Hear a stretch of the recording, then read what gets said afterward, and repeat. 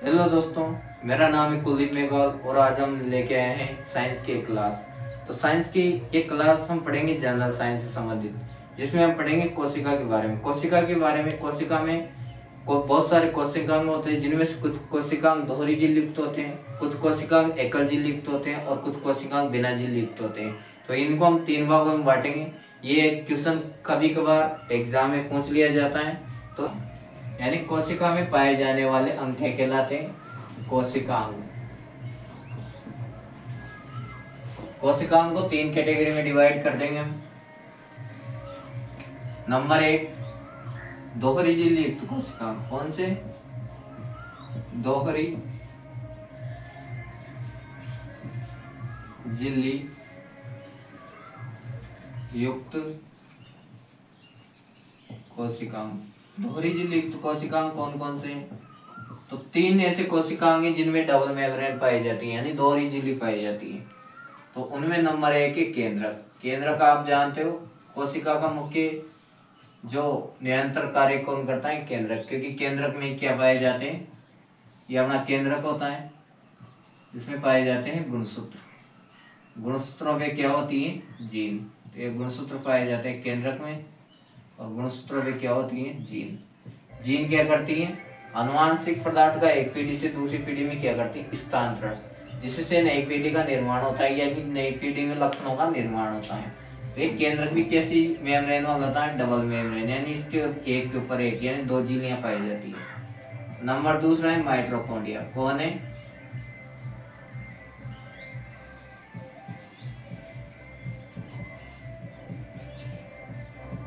Mitochondria. Mitochondria में double membrane पाई जाती है। ये अपना माइटोकॉन्ड्रिया होती है। माइटोकॉन्ड्रिया होता है, इसमें एक बाहर की ओर और एक अंदर की ओर मैट्रिक्स नामक परत पाई जाती है। इसमें डबल मेम्ब्रेन पाई जाती है। इसमें खुद का डीएनए होता है और इसमें राइबोसोम भी होता है। राइबोसोम और खुद का डीएनए पाया जाता है। इसी प्रकार एक होता है हरित लवक।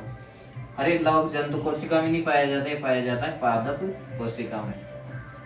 हरित लवक यानी क्लोरोप्लास्ट। क्लोरोप्लास्ट में भी डबल मेम्ब्रेन पाई जाती है। इसमें भी डीएनए, खुद का डीएनए और राइबोसोम होता है। तो खुद का डीएनए और राइबोसोम होता है। राइबोसोम 70 इस प्रकार का होता है। कितने इस प्रकार का? 70 इस प्रकार का होता है। तो खुद का डीएनए और राइबोसोम होने के कारण इसी को, इन दोनों को क्या बोलते हैं? इन दोनों को अर्ध स्वायत्त अंग। कौन से?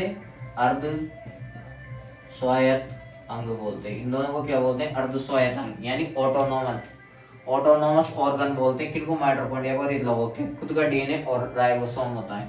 तथा केंद्रक। केंद्रक भी दोहरी झिल्ली युक्त है। माइटोकॉन्ड्रिया दोहरी झिल्ली युक्त है और हरित लवक दोहरी झिल्ली युक्त कोशिका में।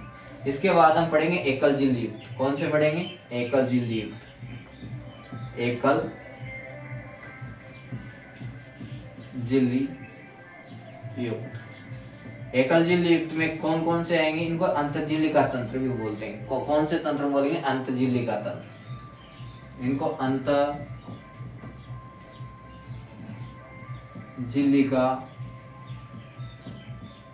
तंत्र भी बोलते हैं। अंतःझिल्लिका तंत्र क्यों बोलते हैं? क्योंकि ये सबसे पहले इसमें ईआर का निर्माण होता है। ईआर का मतलब अंतःपद्रवी जालिका, एंडोप्लाज्मिक रेटिकुलम। ईआर का मतलब एंडोप्लाज्मिक रेटिकुलम, यानी अंतःपद्रवी जालिका का निर्माण होता है। फिर अंतःपद्रवी जालिका से गोल्जिकाए का निर्माण होता है, और इस गोल्जिकाए से लाइसोसोम का निर्माण होता है।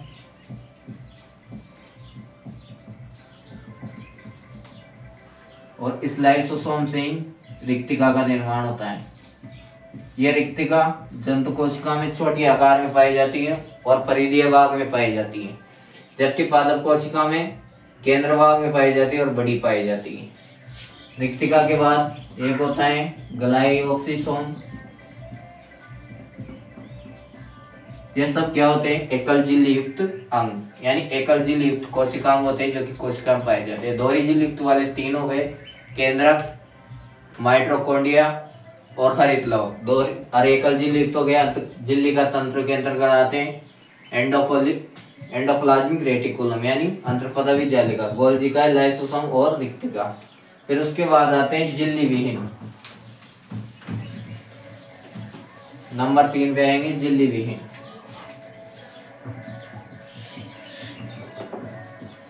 यानी झिल्ली, जिनमें झिल्ली नहीं पाई जाती। कुछ तो ऐसे हैं जिनमें दोहरी झिल्ली पाई जाती, कुछ ऐसे जिनमें झिल्ली नहीं पाई जाती, कुछ ऐसे जिनमें एकल झिल्ली पाई जाती है। अब पढ़ेंगे झिल्ली विहीन। झिल्ली विहीन में एक हमने पढ़ा था राइबोसोम। राइबोसोम किसका निर्माण करता है? प्रोटीन का। राइबोसोम प्रोटीन का निर्माण करता है। ये माइटोकॉन्ड्रिया में पाया जाता है, हरित लवक में पाया जाता है।